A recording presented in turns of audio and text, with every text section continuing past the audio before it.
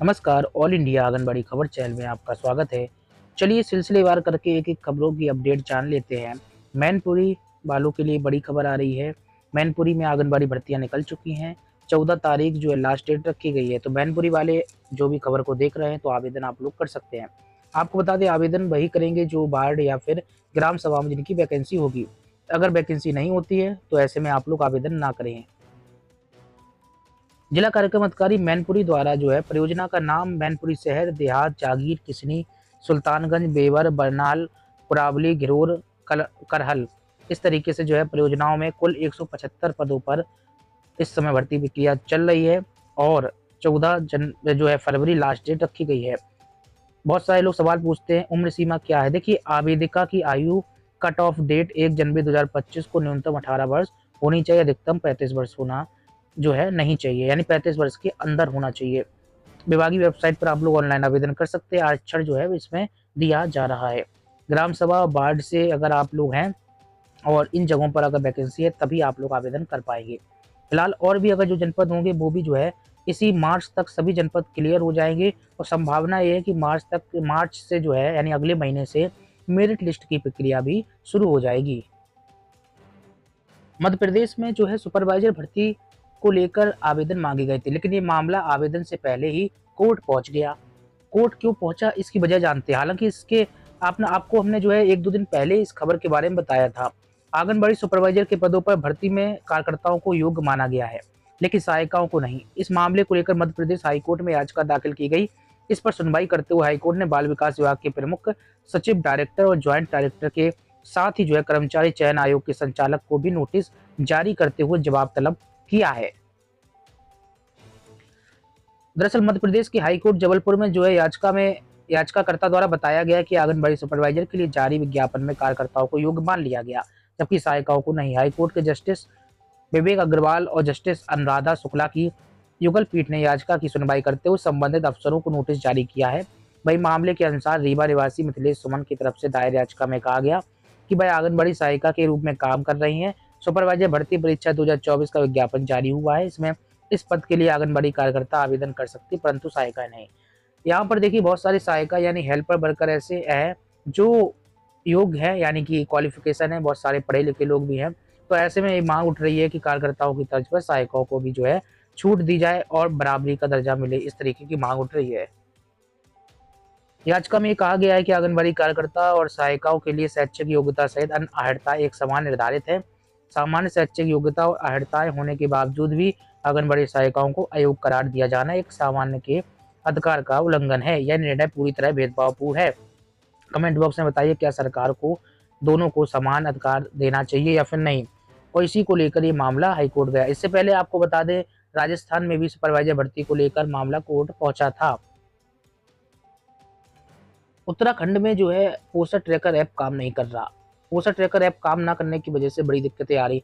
हल्द्वानी से एक खबर है, शहर के ग्रामीण क्षेत्रों में पोस्टर ट्रैकर ऐप काम ना करने की वजह से फीडिंग जैसे कार्य में दिक्कतें हो रही हैं। आंगनबाड़ी कार्यकर्ताओं के अनुसार इस ऐप के जरिए उन्हें हर दिन केंद्र में पहुंचकर अपनी और बच्चों की उपस्थिति दर्ज करानी होती है। वहीं हर माह गर्भवती महिलाओं के बैंक का विवरण भी ऐप में फीड करना पड़ता है। कार्यकर्ताओं का कहना है कि ऐप की दिक्कतों से भी हर दिन ऑनलाइन उपस्थिति दर्ज नहीं करा पा रही हैं। आंगनबाड़ी कर्मियों के लिए पोस्टर ट्रैकर मोबाइल ऐप परेशानी का वजह बना हुआ है। आपको बता दें, उपस्थिति जो होती है, जो आपको पीएलआई भी दी जाती है, परफॉर्मेंस लिंक इंसेंटिव, उसका जो है आपको बता दें डाटा पोस्टर ट्रैकर ऐप में फीडिंग के जरिए ही लिया जाता है और उसी आधार पर पीएलआई भी बनती है। और इसी वजह से आंगनबाड़ी कर्मियों का काफी आक्रोश है। उनका कहना है कि ऐप में आ रही दिक्कतों की वजह से कार्य नहीं कर पा रहे हैं। यूपी में आंगनबाड़ी कर्मियों की स्थिति बहुत ही ज्यादा गंभीर है। इसी को लेकर जो है, गंभीर का मतलब है क्योंकि ना सरकार ग्रेच्युटी दे रही है, ना ही आंगनबाड़ी कर्मियों की समस्याओं को सुन रही है, ना ही मानदेय वृद्धि कर रही है। इस कारण से जो है काफी आक्रोश भी आंगनबाड़ी कर्मियों का, लेकिन एस्मा और जैसे अन्य कानून नियम लागू होने की वजह से प्रदर्शन ना हो पा रहा है।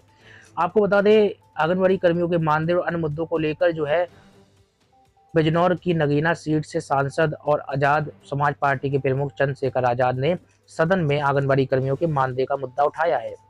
चंद्रशेखर आजाद ने सदन में जो है सरकार से सवाल किया है कि आंगनबाड़ी में बहनें बहुत काम कर रही हैं और अच्छा काम भी कर रही हैं। ये पूछा है, क्या आंगनबाड़ी बहनों को जो मानदेय मिलता है वो कितना है। क्वेश्चन किया, सवाल किया, अगर ये मानदेय सम्मानजनक है तो उसकी जानकारी दी जाए। यदि मानदेय सम्मानजनक नहीं है तो उनके मानदेय वृद्धि की क्या रूपरेखा है, इस पर भी जो है सवाल किया है। आजाद समाज पार्टी के जो है सांसद चंद्रशेखर आजाद ने, नगीना सांसद के द्वारा चंद्रशेखर आजाद जो है इन्होंने प्रश्नों की जो है झड़ी लगाई। बाल विकास मंत्री अन्नपूर्णा देवी ने जवाब भी दिया। उन्होंने बताया कि आंगनबाड़ी कार्यकर्ता उसी क्षेत्र की होती हैं, उनसे 6 घंटे का काम लेते हैं। आंगनबाड़ी कार्यकर्ताएं बेहतर काम कर रही हैं। मंत्री ने यह भी कहा कि विभिन्न राज्य सरकारें उनसे अलग अलग तरीके से काम ले रही हैं। आंगनबाड़ी कार्यकर्ताओं को भारत सरकार के माध्यम से मानदेय दिया जाता है, समय समय पर मानदेय में बढ़ोतरी भी करते हैं। इसी के साथ ही बाल विकास मंत्री अन्नपूर्णा देवी ने बताया कि हम आंगनबाड़ी कार्यकर्ताओं को मानदेय के अलावा जीवन बीमा, आयुष्मान भारत के तहत हेल्थ कवरेज स्कीम में से उन्हें जोड़े हैं। ये भी कहा कि राज्य सरकारों द्वारा कहीं 10,000 तो कहीं 15,000 रुपए दिए जा रहे हैं। इसी के साथ ये भी बताया भारत सरकार ने साल 2018 में भी मानदेय बढ़ाया था, यानी कि इन्होंने इतने साल पुराने मानदेय का भी यहाँ पर जिक्र किया है। साथ ही आंगनबाड़ी कार्यकर्ता को सुविधाएं भी उपलब्ध कराई जा रही हैं। तो इस तरीके से इनको जवाब मिल गया। अब यहाँ पर देखिए सवाल जो था, सवाल का जवाब मिल गया। अब इसके बाद बात खत्म हो जाती है, यानी कि आंगनबाड़ी कर्मियों की मानदेय वृद्धि को लेकर अभी भी केंद्र सरकार सजग नहीं है, क्योंकि उनको मालूम है कि 20 लाख लगभग आंगनबाड़ी कर्मी अगर मानदेय वृद्धि करेंगे तो एक भारी भरकम बजट जो है इसमें जाएगा। हालांकि जो 1500 रुपए की वृद्धि की थी 2018 का जिक्र यहाँ पर इन्होंने किया है। आजाद समाज पार्टी के नेता ने जिस तरीके से मुद्दे को उठाया, अन्नपूर्णा देवी जो बाल विकास मंत्री, इन्होंने जवाब दिया। दोनों में क्या बातचीत हुई, दोनों की ही वीडियो आपको जो है नेक्स्ट न्यूज में मिल जाएगी, तो आप लोग देख सकेंगे किस तरीके से जवाब दिया गया, सदन में किस तरीके से सवाल हुए, और पूरी जो है अपडेट आपको नेक्स्ट न्यूज में यानी न्यूज वीडियो में आपको मिलेगी। कमेंट बॉक्स में बताइए सरकार को क्या करना चाहिए, मानदेय वृद्धि कब तक और कितनी करनी चाहिए, इसके बारे में प्रतिक्रिया दें। नए लोग चैनल को सब्सक्राइब करें, पुराने लोग लाइक और शेयर करना मत भूलें। जाते जाते आपको एक और खबर बता देते हैं, बुलंदशहर में पोषण आहार से जुड़ी हुई एक अपडेट आ रही है। बुलंदशहर जनपद में आंगनबाड़ी केंद्र में पोषण आहार की आपूर्ति शुरू की गई है। आपको बता दें यहाँ पर 5 महीने से आंगनबाड़ी केंद्रों के लिए दिए जाने वाले पोषाहार को कोर्ट के आदेश पर रोक लगा दी गई थी।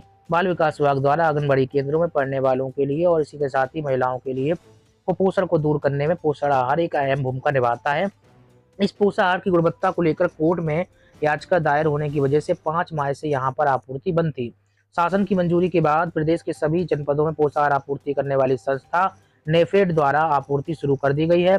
जनपद के डीपीओ ने शासन से पुष्ट आहार की डिमांड की थी, मगर टेंडर प्रक्रिया में देरी होने के चलते जिले में आपूर्ति न होने की वजह से पूरे जनपद के केंद्रों पर राशन का वितरण नहीं हो पाया। नेफेड द्वारा पोषण आहार आपूर्ति के बाद आंगनबाड़ी केंद्रों में पोषण आहार की सप्लाई शुरू कर दी है। अब जिला कार्यक्रम अधिकारी ने आंगनबाड़ी कार्यकर्ताओं को केंद्र पर नियमानुसार पोषण आहार वितरण करने के भी आदेश दिए हैं।